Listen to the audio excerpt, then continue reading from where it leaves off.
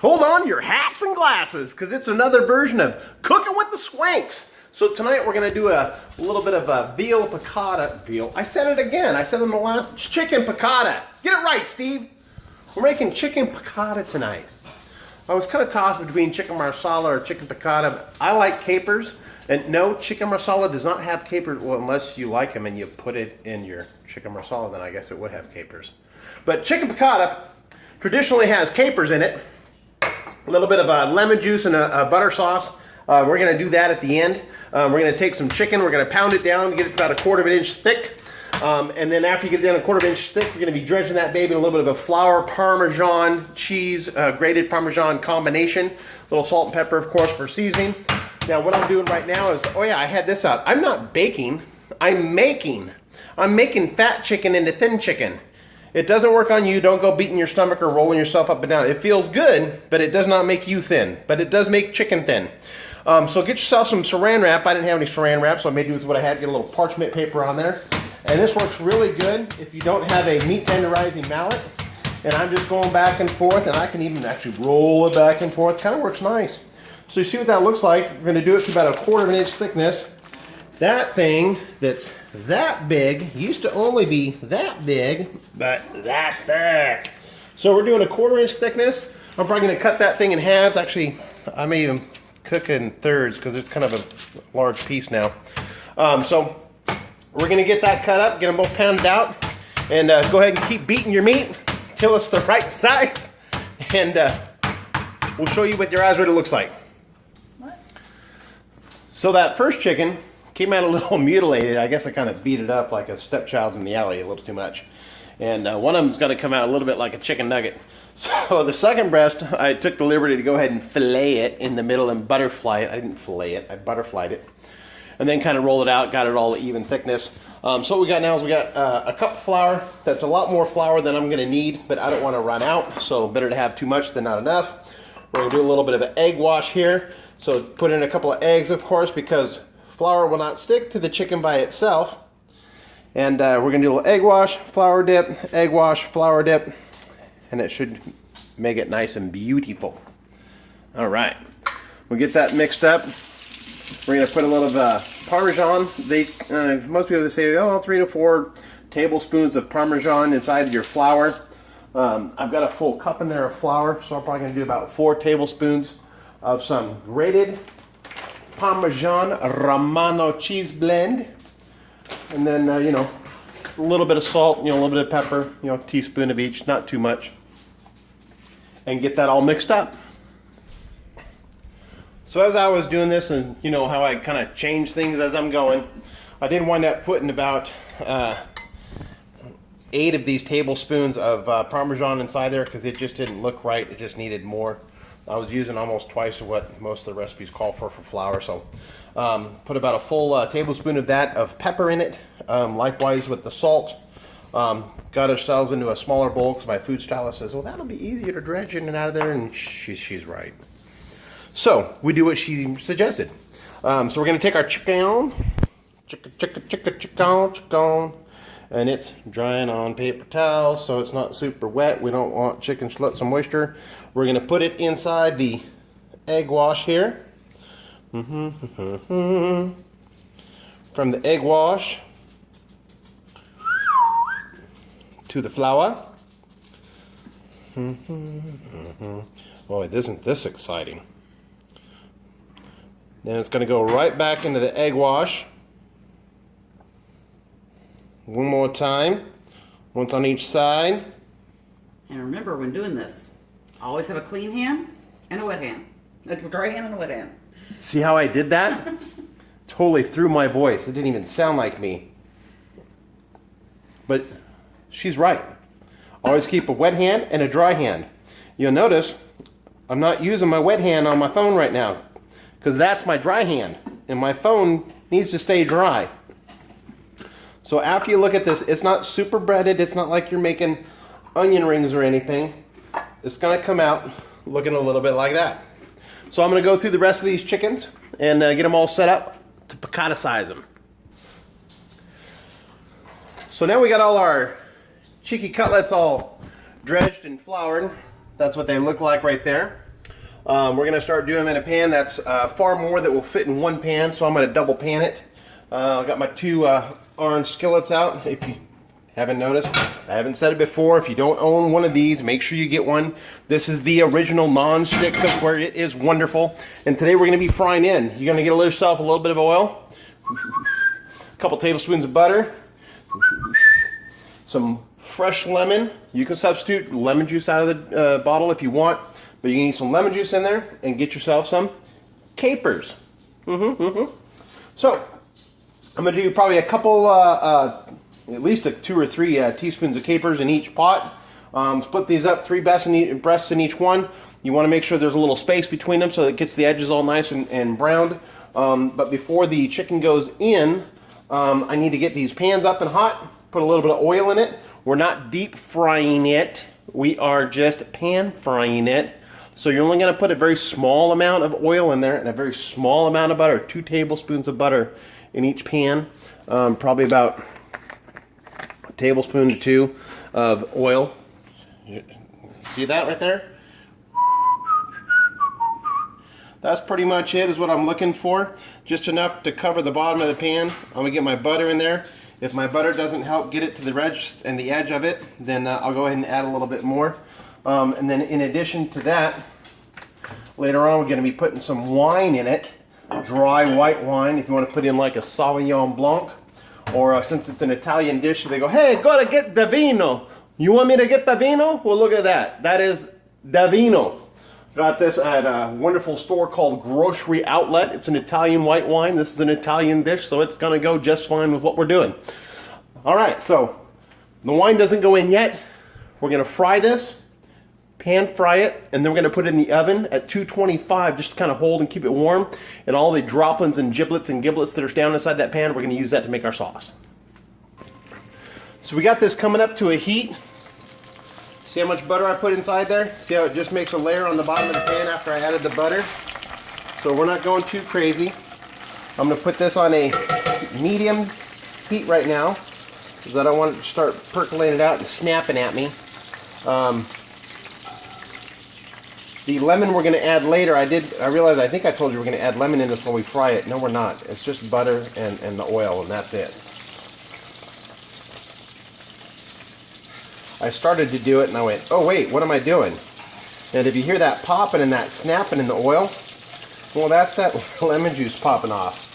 Because you don't want moisture inside your oil when you're cooking. So that's alright, I'll deal with it. It's just going to mean a little bit more extra cleanup for me later. Once it sizzles out, it's not going to be a factor, so I'm not worried about it. I'm not going to dump my whole pot here just for that. Alright. We get our chicken close. Got our medium heat going. And this is cast iron, so we can use what? We can use metal in it. It's one of my most favorite things about cast iron. It is able to be beaten and taken advantage of with no problemo.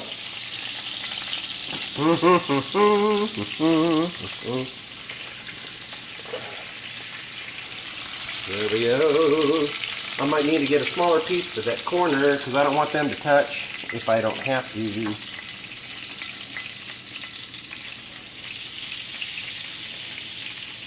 Oh, there we go. Lay that baby out. Looks like I got... Nope, that's not small either. Holy mackerel! I might have to do a couple of different cookings of this. Leave some space between. Oh, I can fit this one in there. All right, so we're going to be one chicken short to the party. I can fry that up real quick later. That's not that big of a deal. So these are not going to need to cook for too long because they're only about 1/4 of an inch thick. Honestly, probably about 3 to 4 minutes per side. Get them nice to brown up a little bit, and then we'll flip them. 3 to 4 minutes the other side. Just kind of eyeball it. And then we're going to start preheating our oven to 225 because after we get done, we're going to put it on a cooling rack and put it inside the oven so that it can basically stay warm while we make the sauce, because the sauce is going to reduce down while we're making it. So we're flipping these beauties. Let's take a peek and see what we're looking at. That's what we're looking for on the other side. It's got a little bit of a crust to it. This side's doing happy. Time to flip this one. See, it's just got a little bit of that golden brown to it. And we're just above medium. So you can see on our knob. God, I gotta clean that stove. Cooking and cooking and cooking and cooking and cooking and cooking. I guess somebody do some cleaning and cleaning and cleaning. That's gotta be me, because I'm the one that made the mess. Oh, I almost forgot. Just like we're gonna be doing our sauce, of course. Don't forget. Enjoy life, be happy, sauce yourself, sauce the cook. Because everybody likes it when it's a little saucy. I could probably be drinking a little bit of that Divino, but I prefer the De Bourbon much better. God, these are looking good. It's got that beautiful sound, some music to my ears.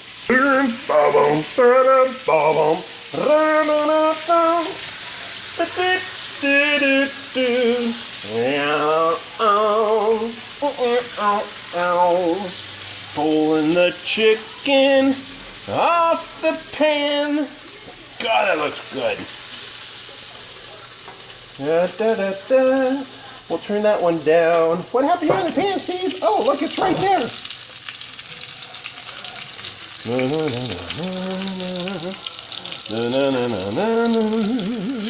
These things are looking nice. Now my oven's at 225. So in you go, babies. We got one more kid that's going to come to the party. So what I'm going to do is I'm going to marry these two together. And then we'll start breaking down and doing the sauce.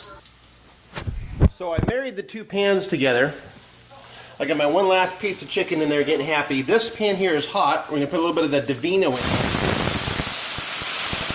we're going to get that to kind of deglaze and get all of the flavor that's saved down in the bottom of that thing. Because we're going to need it for later with the other sauce when we add the capers and we add the lemon juice.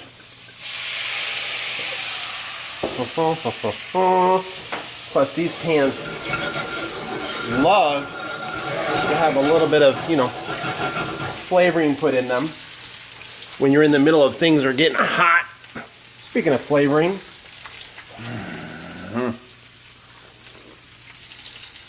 My lovely food stylist standing off to the side because she doesn't want to be in the picture. Don't look!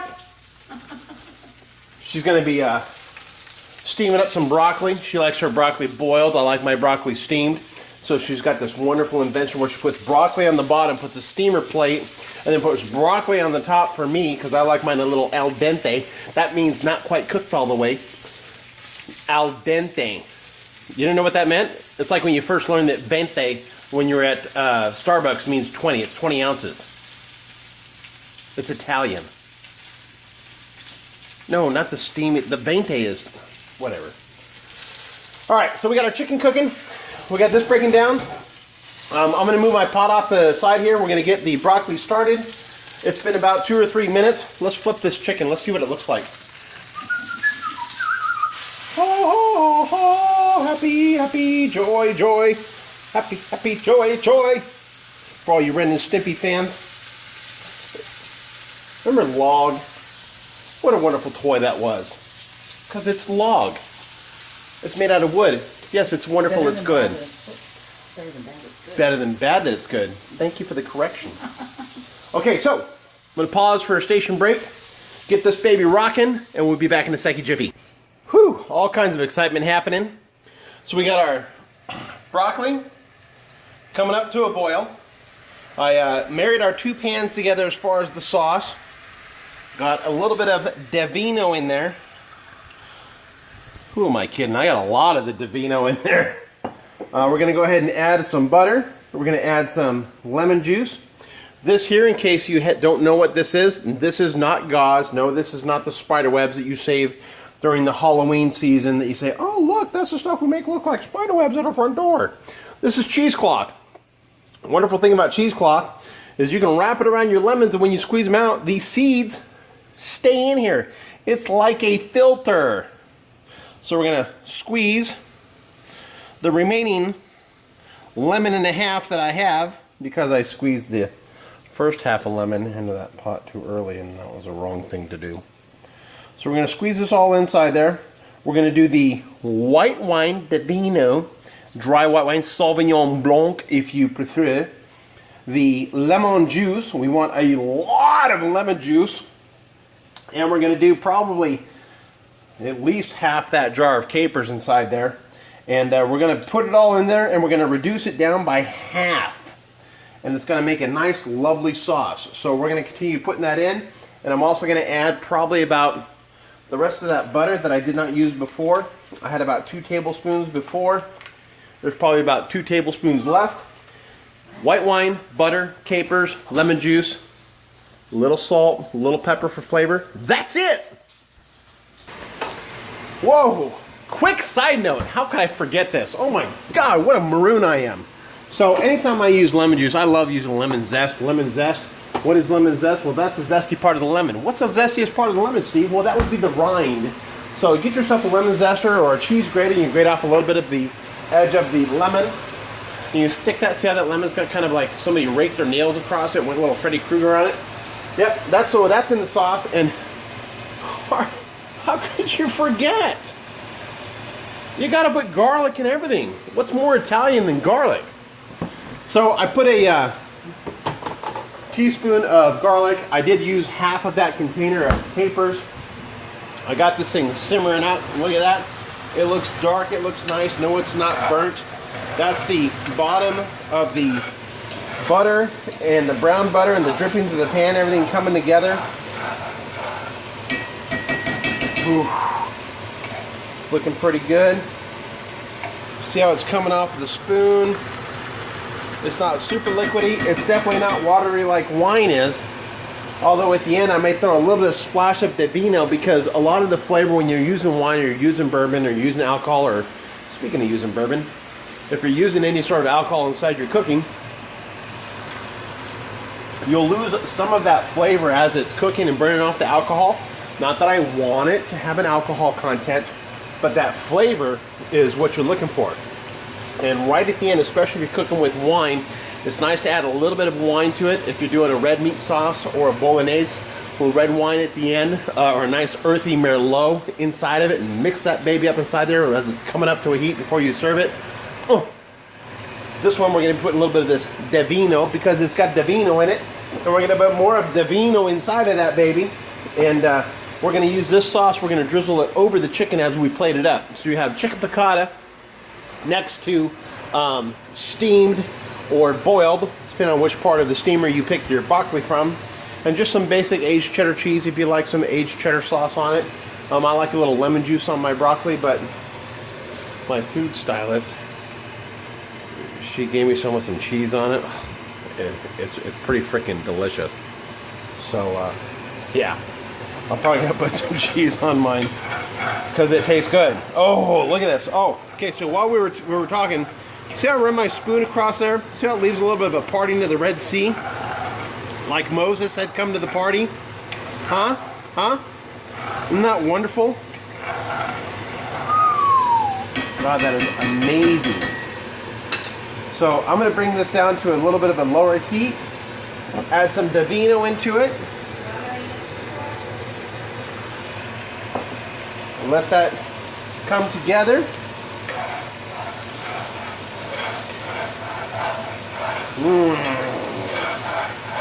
Hey, speaking of Moses, you know what his favorite playground toy is? You don't know what Moses' favorite playground toy is? It's the seesaw! The seesaw. Oh God, read your Bible. You don't get that one. Come on. Alright, so we're bringing this down because I just added that to it. It came up to a big quick flash boil.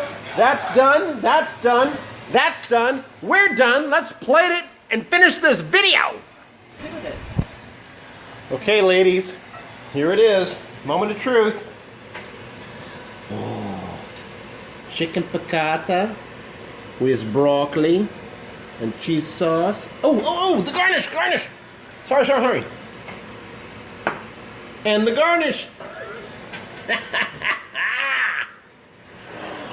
Woo! And that is why I'm fat. Oh, that's good stuff. I hope you enjoyed this. I'll try to remember to post this. I'll try and post the recipe down below. Hope you were able to pay attention. Subscribe to my channel. Over there somewhere, I'll try and put a link for you. I know I only got a couple of videos posted up. I got about 7 videos I need to post up, so we're coming. God bless you. Thank you so much.